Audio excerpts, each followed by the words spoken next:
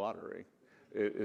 But they don't understand how to put the money away, how to create wealth, how to put it in the stock market. And they want to learn, and I think that that's going to be a big part of the American dream. I think that during the recovery or the rescue phase of COVID, it was very important to get those checks out. We probably sent a little too much out during the recovery phase. But like those households have gone through a lot of that, and I think with proper financial literacy, they could have improved their savings. That College of Charleston, my hometown, has a great program for students who, first ones in their family to go to college or are on full financial aid. These kids show up, American Express is in the freshman quad, signing them up to a credit card, and within 3 semesters, they're over their head in debt and they got to drop out. So like the American dream, that I think financial literacy or financial security is the American dream. And everyone in this room can do to help. Treasury, if you have ideas, bring them to Treasury. This is Financial Literacy Month, and we're going to be working with a lot of organizations. We're going to do it every April we're going to have 3 more of these, so I'd love to be a part of that with everybody in this room. Well, that's great. Mr. Secretary, thank you for joining us today. Thank you for your leadership on behalf of the nation. Please join me in thanking Treasury Secretary Scott Bessent.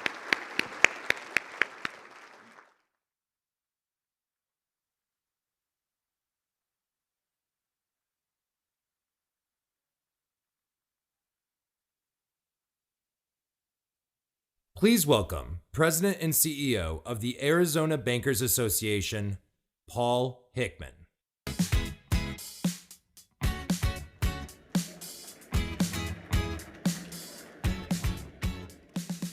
Thank you and good morning. Our next speaker is no stranger to serving his country. Freshman Senator Ruben Gallego is a military veteran who bravely served in the U.S. Marine Corps during the thick of the Iraq War in the early 2000s. After serving in the Arizona State Legislature, Senator Gallego was elected to Congress and spent 10 years representing Arizonans in the House. In November 2024, he was elected to the U.S. Senate and serves on the Senate Banking Committee. Since taking office, Senator Gallego has embraced opportunities to reach across the aisle, including as a champion of the ABA-supported Access to Credit for Our Rural Communities, or ACRE Act. This critical bipartisan bill will make it easier for farmers, ranchers, and rural families in states like Arizona to access affordable real estate credit. We are grateful to Senator Gallego for his support and leadership and for his willingness to be here and share some perspectives from the Democratic side of the aisle. Please join me in welcoming my friend Ruben Gallego and ABA Chief Policy Officer Naomi Camper to the stage for a lively conversation. Thank you.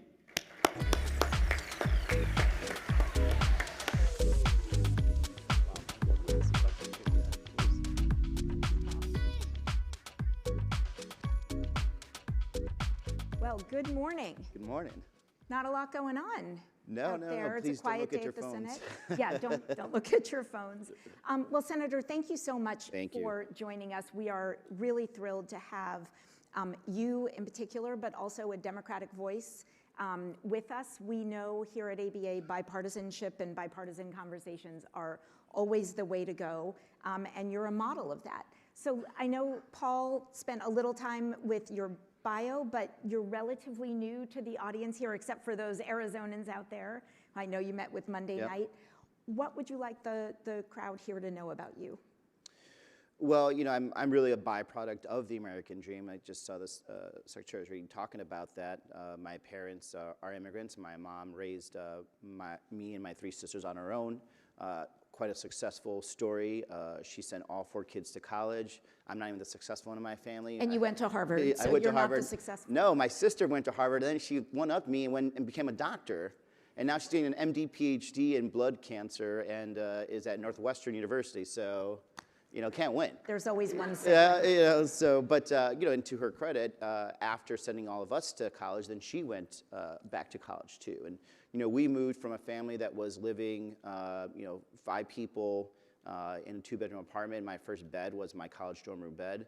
And within 10 years, we moved from poverty to middle class to upper middle class. And that's a real story of America, of a family that really used the infrastructure opportunity that existed back in the day to move into what we would call a real American dream. That's amazing. Now, speaking of moving, you moved from Chicago and now you represent Arizona. Yeah. How did that happen? Well, if you know Arizona, that's not that uncommon. Right. What happened is I served in the military. So I joined the Marines during college, and after my second activation and my last activation, my then girlfriend was living in Phoenix, and she had a job. It's always the girlfriend. Yeah. She had a job, and to be honest, the war was very difficult for me. It was a very hard, 7 months of combat, and I was not in the mental mindset to actually either have a job, be on my own, or do anything like that. So that's why I moved to Arizona to at least have shelter and be with loved ones, and that's really what started it, and that's where I've been since. Well, thank you for your service. I know it was grueling. Let's switch a little bit. So you served in the State House, you served in Congress, now you're in the Senate. Anything that has surprised you the most about that? Yeah, I mean, every step that I took was always kind of one of those kind of hard-fought tests and races. I was never the favored one, whether it was in the primary or in the general. And for some reason, I always happened to run in the years when Democrats are having the roughest years possible. Yeah. So 2010, 2014, and 2024. But I've loved every step of the way. And the best thing about Arizona, it is such a great state.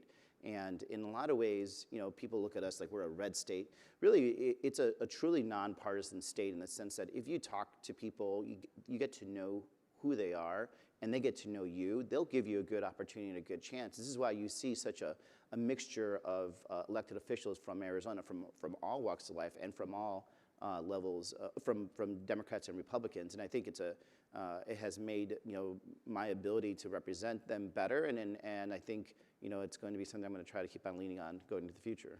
Plus, you get to serve with an astronaut. How That's cool true. is that? That's true. Well, the thing is, like with him, it's I mean, every I know day, he's a Navy guy, but yeah. But then, anytime you go on a plane with him, he's looking around. You're like, oh, I don't know if he's going to mess with me and start freaking out, and then, and then he has this little small plane that he wants me to get on with him all the time, and I try to explain to him the margins of the Senate dictate that we should not get on that. And then I also remind him about the three wise men, Buddy Holly, and a couple of the other guys from Don McLean song. And I told him I just don't want to be the political American pie, so we're not getting on that plane. Yes. Okay. Good call. So your judgment is great, and one of the best things as a former Senate Banking Committee staffer, I would observe that you did when you joined the Senate is you joined Senate Banking Committee. Yep. What was the appeal for you? Housing. Okay. It is the biggest driver of almost everything in Arizona right now. Inflation, fear, people's anxiety in Arizona. You hear it from parents that are worried that their kids aren't going to be able to buy a home. You're hearing from seniors that are worried that they're going to eventually be priced out of whatever house they're in and or rental unit. Some of our highest amounts of growth in homelessness is actually from seniors. Housing is also extremely important for wealth generation, especially for communities of color. Communities of color will use that house and the equity they have in their home to basically finance a lot of big steps in their life, whether it's a small business, is what we see with Latinos in Arizona, but people are also using that to go to college. And so when you have a generation of people in Arizona, and Arizona is 33% Latino, and they're not able to get that first rung into wealth generation, it worries me. So you're creating potentially, decades and decades of, stagnant personal incomes and wealth growth, and it has to really be a full response. And some of that's, on the supply side, some of it has to be government regulations, as in cutting down government regulations, but we really have to be looking at it as a real problem, because we need to get ahead of that curve now in order for these communities to take part and take advantage of this going into the future. That's great. And it is the Senate Committee on Banking, Housing, and Urban Affairs. So, not that I don't like banking either, sorry, but we love banking. this too matters. And we have bankers here who are, you know, you heard Secretary Bessent talk about the burden of regulations and how it's pushed a lot of activity outside of the regulated banking industry. We have seen mortgage lending go out, and there's a direct line from the regulatory atmosphere to that. But speaking of housing, you are, and I'm going to need a standing ovation for this, the lead Democratic co-sponsor in the Senate for the ACRE Act. So for that, thank you so much.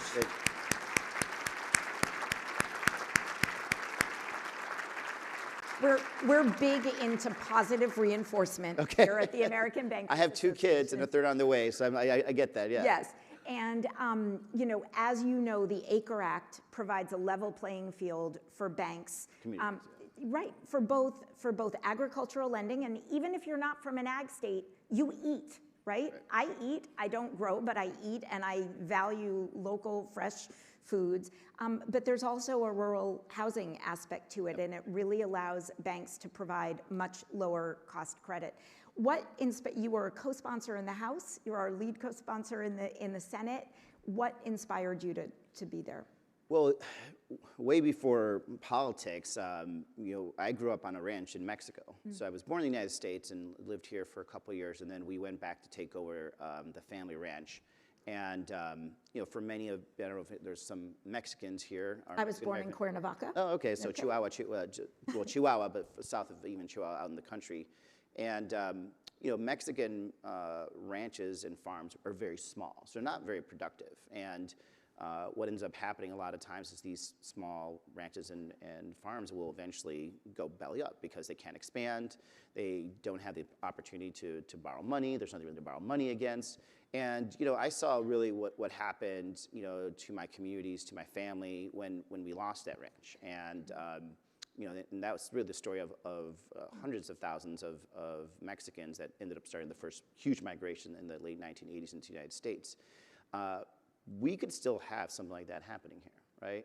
We need to make sure that we have banks that are as close as possible to the client and to the customer. And when you're looking at rural America, it's something that I've seen from rural Arizona, it really does help, right? Because they understand what's actually happening in those communities. When it comes to housing, if you talk to people, you know, anywhere, and you tell them, like, we have a housing crisis in rural America, they would be absolutely shocked and surprised by that, but it is absolutely true. There are communities in Arizona, rural Arizona, where people are driving an hour and a half to work and back, right? That's a tax on your time. You know, tax away from your family, tax away from, you know, recreation, whatever it is, but it's a tax on that. And some of that has to be us. We have a lot of federal land in these rural areas that we should make available for housing. But some of it is also that the banking, you know, no offense to the larger banks, they don't see these smaller communities as a good and safe investment because a lot of times they just don't understand it. Let alone with some of the, you know, some of the borrowing and investments that some of the banks have to do on a year-to-year basis for them to be ready for next year's yield. So, making sure that there is access to local capital and knowledge, I think, is the most important thing, and that's why I've been a sponsor of it for, God, I think now going on 4 years.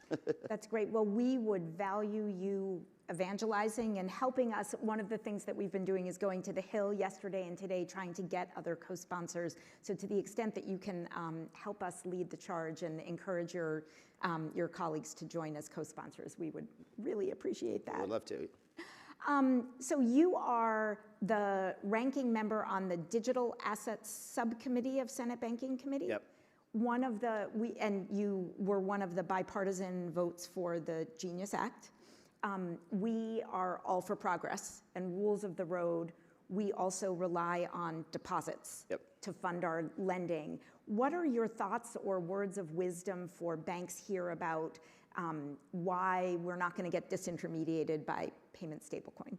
Right, and so just to back up, like, you know, why did Democrats join with Republicans to pass the Genius Act? One of the things that I saw, especially out in my communities, is that you saw a lot of African American men and Latino men that are having a lot of, I wouldn't say investments, but are buying digital assets. Some of them good, some of them bad, some of them shady. And, you know, also just seeing at the environment in general, we have an economy, an innovation economy that could either be here or it could be overseas. We could either regulate it the best we can, or we could allow it to continue to be a bunch of series of potential rug pulls and fraudsters, or have something that we can all agree to that has rules of roads that will have good interaction with our banking. The one thing that we were very clear about when we were negotiating this is that we were not going to allow stable coins to be able to pay interest. Okay. Because we understand what a risk that is to our banking system, as well as it's not the role of stable coin for them to be paying or bearing any type of interest. That's not the asset. That's not how we're designing it to be. And so we're going to continue to kind of keep those two functions separate from it. And we're going to continue, obviously, to talk to our banking association friends as we are going along. So the stablecoin legislation at this point is not entirely done. We've done a lot of good work. Really, I got to give credit to Senator Mark Warner for taking a big lead on this too, and teaching us young bucks a little thing or two about banking. But there's more to go, and we want to make sure that we get this to a point where it is bipartisan in the sense that the banking community also likes it too. Right, and thank you for working collaboratively with us. There's still the question of interest with exchanges and the mixing of issuance and commerce. Yes. So banking and commerce has always been a line in the sand, and so thank you so much for. Well, and some of this will also potentially be taken care of, also the market structure bill that will follow up at some point after that. That's great. And Senator Warner sent greetings yesterday by video. We so value his and others' work on CDFIs and MDIs. Yep. We have many banking charters here at ABA, so thank you for that. You mentioned, I want to turn a little bit to your role as just a successful Democrat in a vibe shift in the country. Yeah. And you gave a really interesting interview to the New York Times Magazine a couple of months ago. And you mentioned that they asked, what was your secret to success? And you said, Democrats are afraid to talk to people. Mm-hmm. What did you mean by that? Democrats are afraid to talk to people that they don't know where their opinions are. And they're sometimes afraid to go into areas that aren't necessarily, quote unquote, safe spaces. And it just keeps evolving to the point where we end up just going and talking to the same people over and over again, and then we kind of get into this bubble, and that ends up giving us some really bad information, and that ends up being bad policy and bad politics. One of the things that we did on my campaign is we went everywhere. We talked to everyone, right. And we weren't afraid to go into rural red Arizona. And there's a reason why we were able to succeed in rural Arizona. We lost rural Arizona, by the way, not that I won it, but we did significantly better than the top of the ticket in rural Arizona because we were talking to Americans, Arizonans, not Republicans. We went, we met with them and had conversations. We also are afraid of our own our own tent. And I was just having a discussion with some people about this. We pride ourselves in saying we're this big tent party, which is true, but we're afraid of everyone's opinions within that big tent. And we want everyone to be aligned in same thought within that big tent. And if not, we want you to walk out of that tent, but at the same time still vote for us, right? It just doesn't make sense. Like, we have to be able to be uncomfortable in our coalition. And to give credit to the Republicans, they have a very something coalition, but they are very good about being in the same tent and being uncomfortable with it, because guess what? They have the shared goal of power and pushing through legislation. For us, we want everyone to vote for us, but only if we have 100% agreement, and only only if you're willing to go even once we get into power with 100% agreement in everything we do. And I think that's just, it's not logical. It's not a way you put a coalition together to win, and it's also not a way you put a coalition together to govern. And so being afraid also means you should not be afraid to talk to your own people within your own tent, saying, you know what, I'm going to have to say no to that. I don't believe in defunding the police, right? I don't believe in defunding ICE. That is not where my voters are. That's not where the majority of them, supermajority of America is. But I'm going to be in this tent, and you should understand where people like me are coming from. So I'm going to flip it around. I'm going to guess that there are bankers in this audience from states with dark blue, bright blue delegations, and you may have a sense of trepidation going up to the Hill and talking to your representatives about banking. Rightly or wrongly, there's a perception that some Democratic offices don't understand the business of banking and therefore will not be on our side. Oh. What wisdom can you give to our bankers about why they should not avoid developing relationships with offices where the votes may not have gone their way? Well, this is, I mean, just in general to any constituents, that are coming to DC, you shouldn't have any, problems coming to our office because you're the boss. Not your office. No. We're a very open office, but any office, you guys vote for us. We're here to be responsive, and we and our staff should be respectful to any constituent that comes to us. When it comes to banking, I think there needs to be a reminder that banking plays a very important role in the stabilization of this country. When it comes to wealth generation, there's not. If you want to see what a good predictor of poverty in this country is, ask somebody if they have a bank account or not, right? I can tell you my family, especially my immigrant family, those that were doing well had bank accounts. Those that didn't, were poor, right? I mean, step one right there. Step two, banking, especially commercial banking, is sometimes the only real information someone gets about, financial opportunities, right? I learned about, CDs, stock markets and everything else like that by going into my local, well, it doesn't exist anymore, Home Bank on the south side of Chicago and seeing rates up, right? And, I would ask the banker, like, what is that? And he would explain to me what a CD is. And then I would see something about stock markets, and he explained to me what a stock market is. Like, this is the stuff that, as a 4-year-old, I wasn't getting 4th grade, 4-year-old, whoa, that would have been genius. As someone in 4th grade, I never would have had that opportunity. My family, still isn't invested in the markets at all. Maybe that might be okay today. But like there is a role that these banks play in our lives every day, and they're very much a stabilizer in our communities. And they bring value, especially if you're someone that's more on the social progressive side. Banks can bring huge value to that, especially when we're trying to equalize the inequities that comes from the market systems that are out there right now. Yeah. Well, I'll plug. We have spent a huge amount of time and effort encouraging our banks to offer bank-on accounts, which are great first accounts for people who may have some trepidation about entering the banking system. So that's something we would love to work with you on. Yep. So yesterday, Chairman Tim Scott came and spoke to the bankers. We had invited Ranking Member Warren, and unfortunately, the schedule didn't align. Can you give us some insight into the Senate Banking Committee agenda, maybe what you're sensing from your ranking member and sure. Your side of the aisle? So, Chairman Scott's a great guy, and it's been enjoyable to work with him. I think we're going to try, and I think we'll have some success in having some good bipartisan wins around housing. Look, this is a issue that is hitting red America, blue America. We know that this is a long-term fight that we're going to have to fight it together. And I think we're all on the same page that this has to be a combination of incentives, deregulation where it happens, alignment in terms of goals from some of our federal programs, as well as trying to incentivize the private sector to be more involved. And from our conversations, Chairman Scott has been very, very open to that.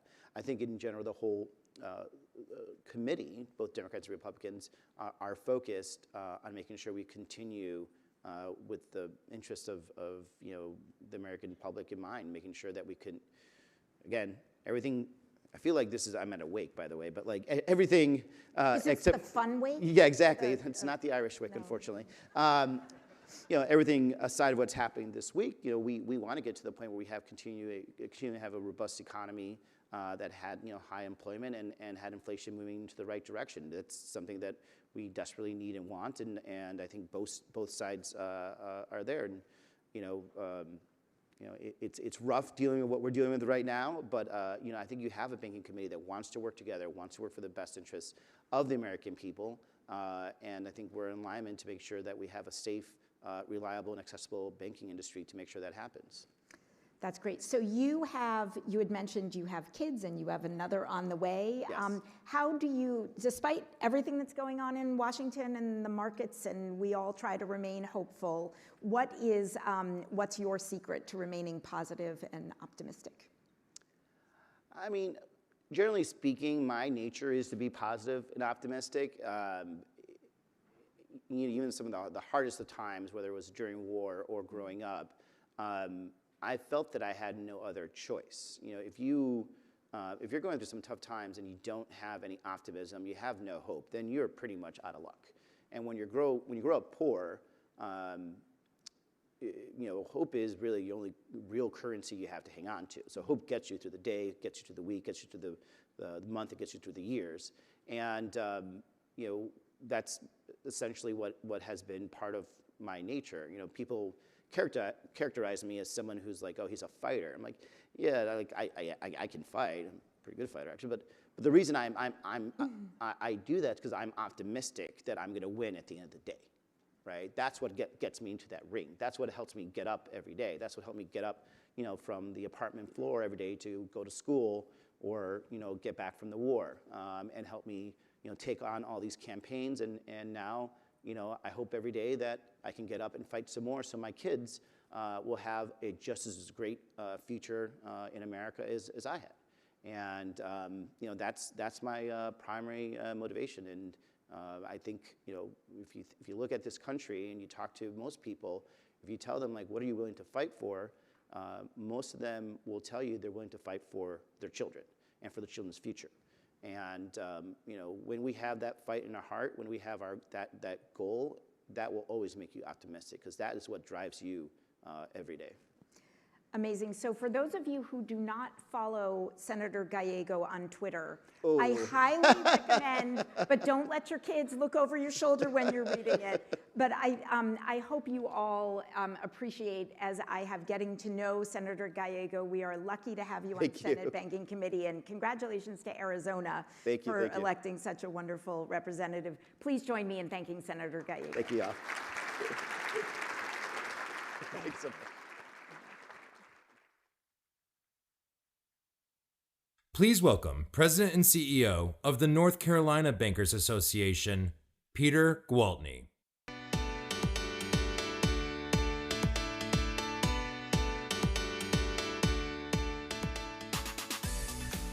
Good morning. On September 26, Hurricane Helene made landfall in the Big Bend region of Florida, inflicted tremendous damage in Florida, Georgia, South Carolina, North Carolina, and parts of Virginia. My State Bankers Association colleagues and I communicated with one another, the regulatory agencies, the ABA, as we received useful information from our members in the days that followed that storm. In my home state of North Carolina, the amount and the duration of the rain leading up to the storm, the high winds, and the resulting flooding and tree damage experienced in western North Carolina was nothing short of catastrophic. 25 of our 100 counties in North Carolina were declared to be federal disaster areas. The news coverage shows only a fraction of the infrastructure that was destroyed: the roads, the bridges, the railways that were swept away, and the stories of the small business owners and homeowners who lost much of what they had spent their lifetimes to build. At the NCBA, we knew that the first and the best thing that we could do in response to the storm was to help our bankers who had lost their homes, their cars, and their personal property. Bankers in western North Carolina were desperate to help their customers and their neighbors, but those who suffered damage needed help sorting out their personal situations so they could turn their focus to the important work ahead of them in their communities. So just days after the storm, we stood up the Hurricane Helene Relief Fund through the NCBA Foundation and asked our members to help their peers. It was not a big, flashy fundraising campaign, just a simple invitation to help. Word about the foundation and the fund got out, and the response from the banking community across the nation was absolutely inspiring. We were able to help a lot of bankers in meaningful ways. We're documenting the impact of Hurricane Helene in western North Carolina to tell the story of how our industry pulled together, how bankers helped bankers, and the important role banks are playing and will continue to play in the recovery in the coming decade. Join me as we watch a short clip of a video we've produced to help tell that story.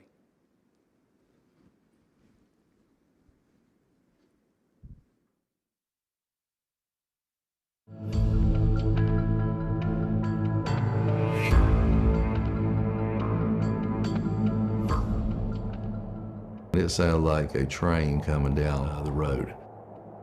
I mean, within seconds, it came under my door. I thought, there's been an explosion, something's happened. Oh my God. And I just started crying, and I thought, everything we've worked so hard for and built is gone. The force behind it, the way it sounded, I thought it was just gonna swallow the house and we were just gonna die.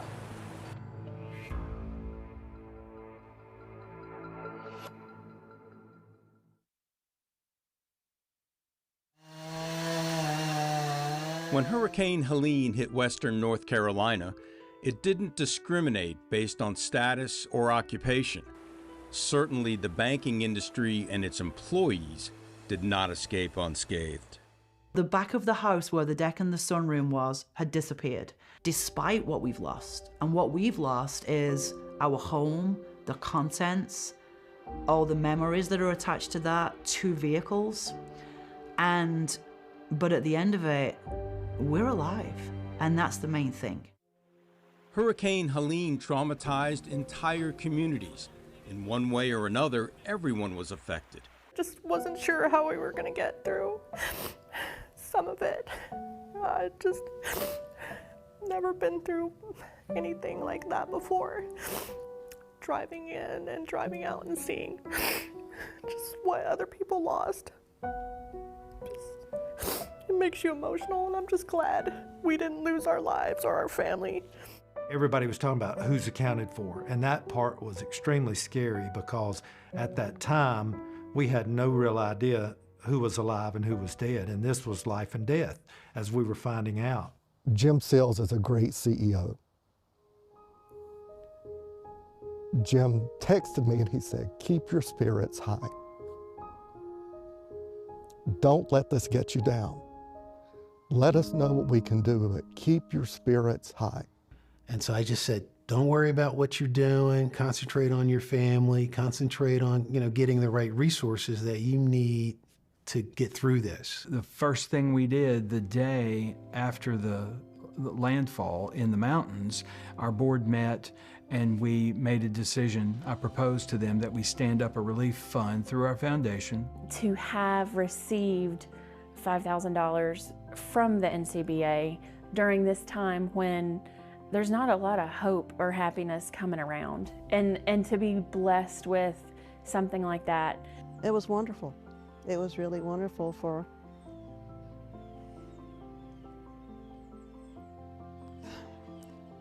the bank to help us out.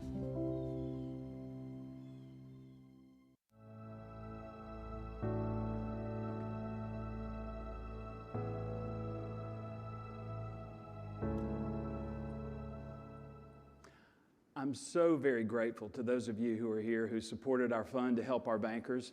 This is very personal to us at the NCBA. The people you helped are our friends. They're our banking family.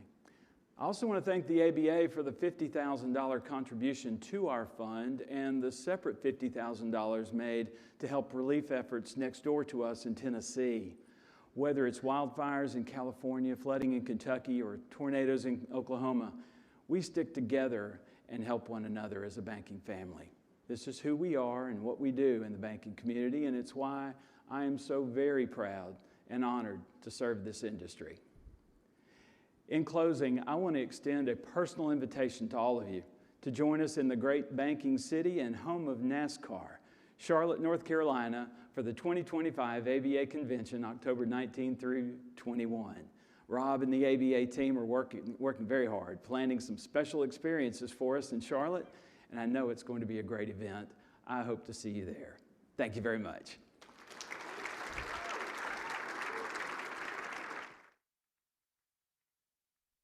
Please welcome ABA Chief Communications Officer, Peter Cook.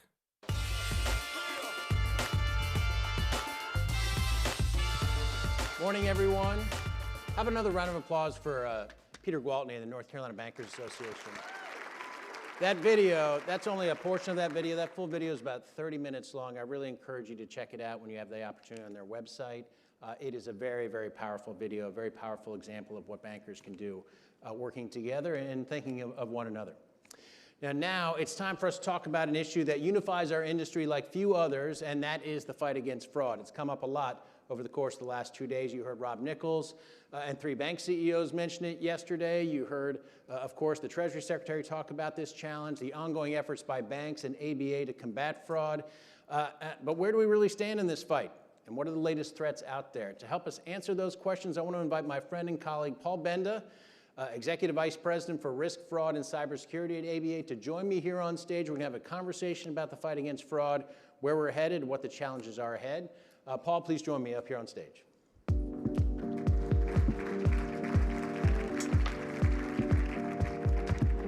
Peter? You all don't know this, but Paul and I have this conversation about every day in the office, so we're just sharing it with you here in person. Thanks for being here. Thanks for all your efforts. Let's start, first of all, with the challenge out there, the numbers right now. Is this a situation, a problem getting worse or getting better if you look at the data?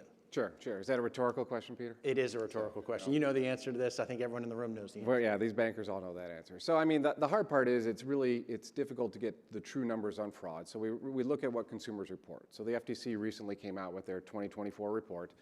They showed a 25% increase in fraud that was reported to them, $12.5 billion in fraud.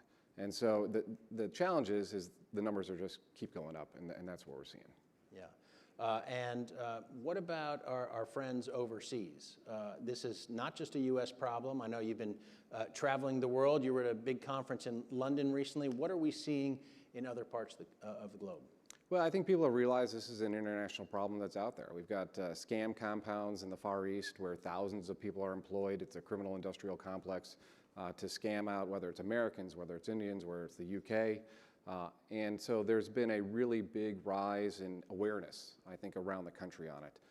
You know, some of the countries that have really leaned into it is the UK. The UK has appointed a minister of fraud, so a cabinet level official that's focused on fraud. Australia's built a national anti-scam center to focus on the coordination of fraud amongst the banks and the telecoms and the social media companies.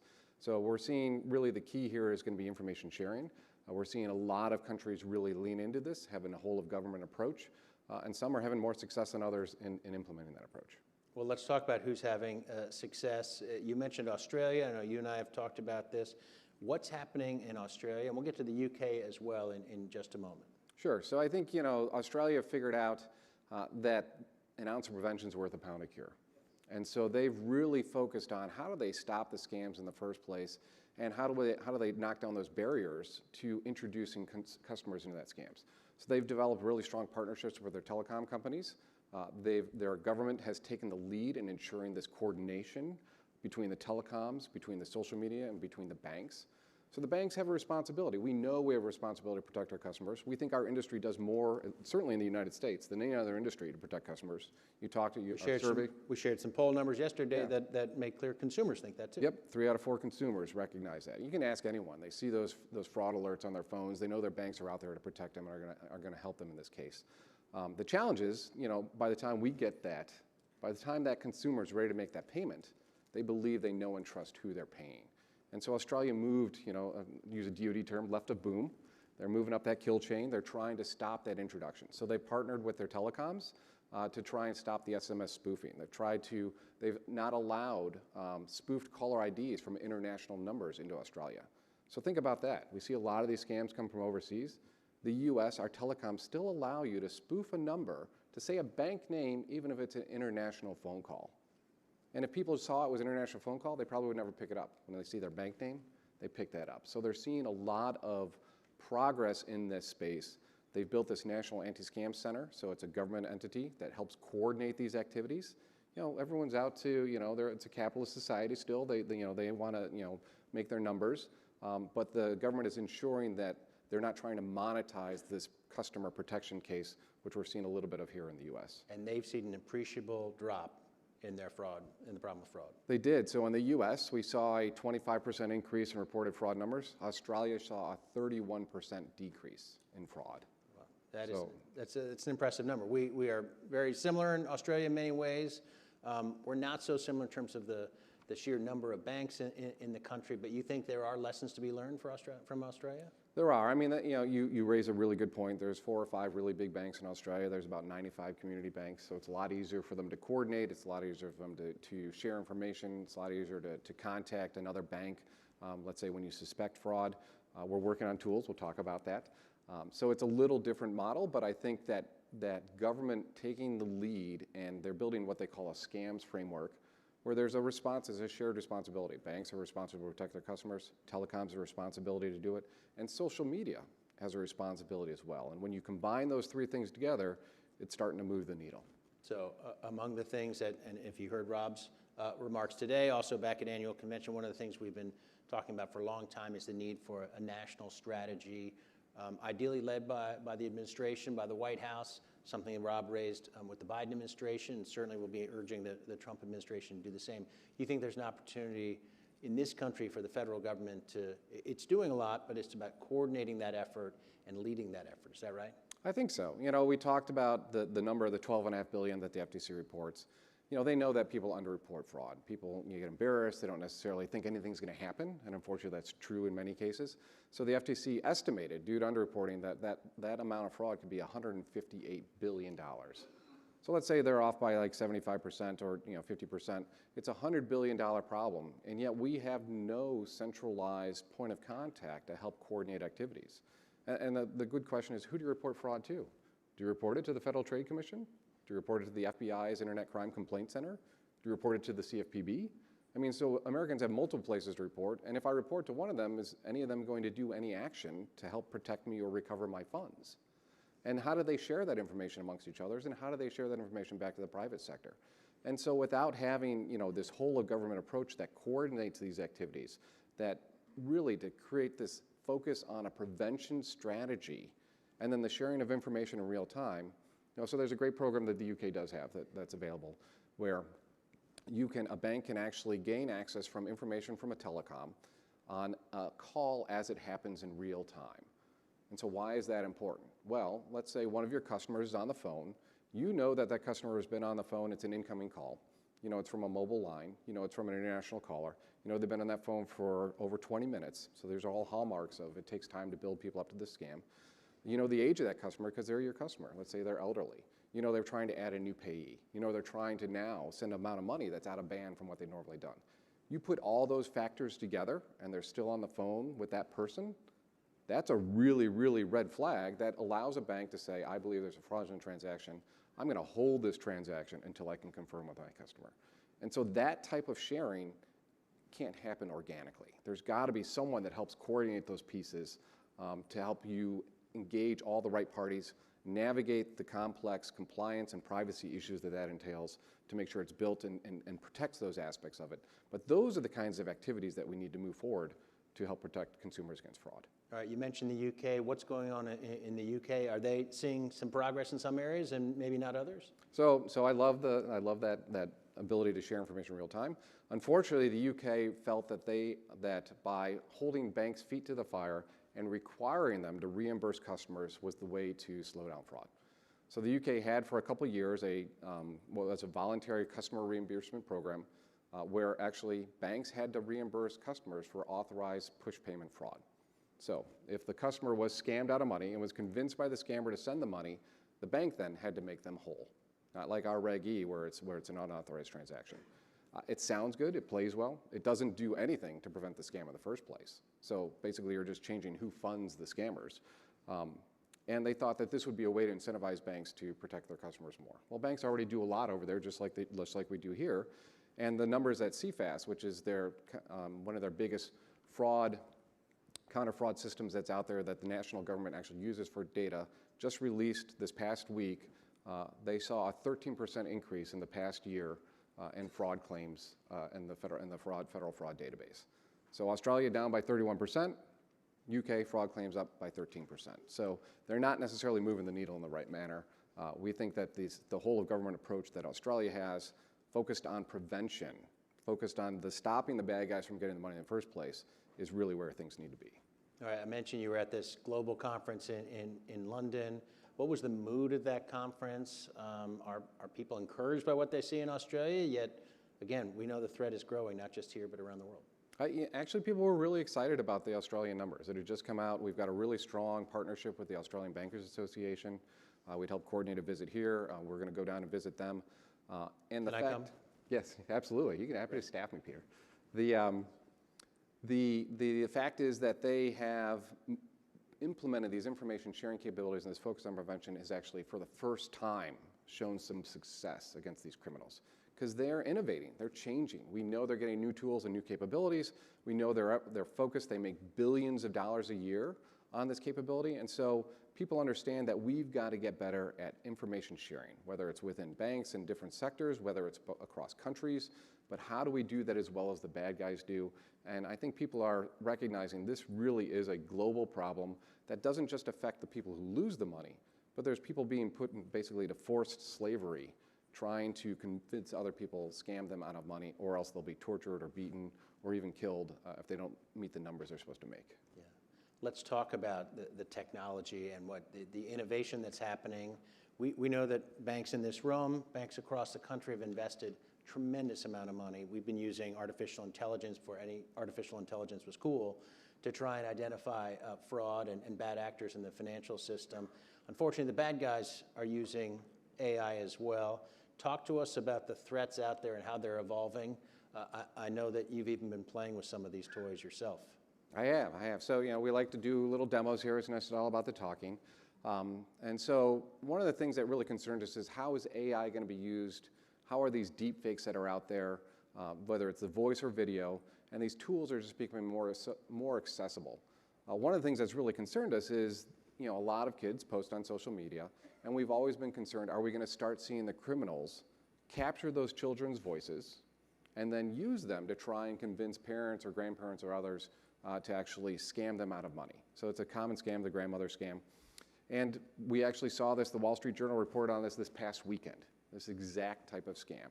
And so I wanted to walk you through how easy this is to do. So those pictures on the right-hand side, those are pictures actually developed by ChatGPT. You can go on their DALL-E program. Many of you probably already know this. You can say, right, show me a scene with, of a kid being scared in a police station, or show me a scene, which is actually part of the Wall Street Journal article. The criminal said that their daughter had been witnessed a drug deal and that caused the drug deal to go bad. The drug dealer had then abducted her, and she has to pay them to then get her released. And the thing that was key here was that they actually had a copy of her voice. So you can actually have ChatGPT create pictures from words. But there's a tool called 11 Labs that we've used before that can actually, you can have it create sounds or background noise from words. And so I asked it, create a thunderstorm with heavy rain.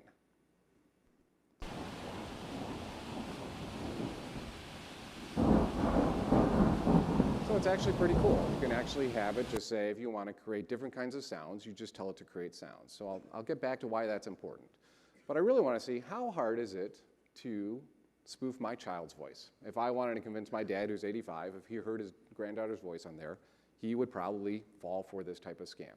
And fall for it's a little tough. I mean, they have a lot of personal details. It sounds like your child. And so you just have to be aware. And remember, everyone should have their code word when you call your elderly parent. So that way you've got that out-of-band factor authentication. So this is my daughter's voice. Hi, my name is Quinn Benda, and this is my real voice. My dad is cloning my voice to demonstrate how criminals can use AI tools to scam people. So I don't let Quinn post on social media, so I couldn't find one online, so I had her recorded her voice. Smart move, Dad. and then I asked 11 Labs, okay, to copy her voice. Hi, my name is Quinn Benda, and this is my fake voice. My dad is cloning my voice to demonstrate how criminals can use AI tools to scam people. So it actually sounds not too bad. It had harder time with her voice than it did with adult voices. But the problem that I had was, how do I get that voice to have the inflection of her being abducted or scared? How do I create a script that then makes her sound like she's, because you want to have those hitches in the voice, you want to have her sound scared. So I actually had to write my own script and do some voice acting, because 11 Labs can actually translate my voice into her voice via sound. So what you'll hear next is me voice acting like I'm scared and hurt. It's a little cringy from my perspective to hear it. I'm not a very good voice actor. But I had to at least try and get that inflection and that pacing that I was scared. Dad, is that you? Dad, I'm in trouble. I got into a car accident and they think I may have killed someone. They're going to throw me in jail. I'm so scared. Please help me. So very cringy, for me at least, to listen to. But, so you've got that. So now I tell 11 Labs, okay, translate that into Quinn's voice. Dad, is that you? Dad, I'm in trouble. I got into a car accident and they think I may have killed someone. They're going to throw me in jail. I'm so scared. Please help me. I mean, it sounds pretty good, right? I mean, so it just translated. So think about this. If you're a scammer and you do this 1,000 times a day, you've got billions of dollars at your resource, you can create whatever scripts you want. You can have great voice actors. You can have all of those background capabilities in place. And then you translate that, and once you capture that voice, it sounds good. But that's a really clean recording. What if I